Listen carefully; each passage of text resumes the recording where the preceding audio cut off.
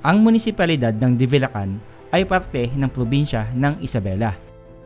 Ngunit isa ito sa napakahirap puntahan dahil napapalibutan ito ng kabundukan ng Sierra Madre na itinuturing naman na protected area. Kaya naman wala pang kalsada na nagdudugtong nito patungo sa mainland. Kagaya ng Palanan, ito ay mararating lamang sa pamamagitan ng bangka o eroplano.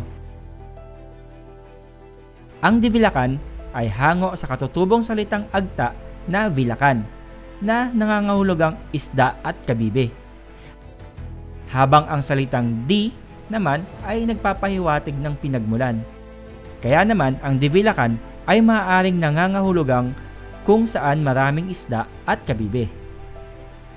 Ang Divilacan ay opisyal na naging munisipalidad noong June 21, 1969 sa pamamagitan ng Republic Act 5776.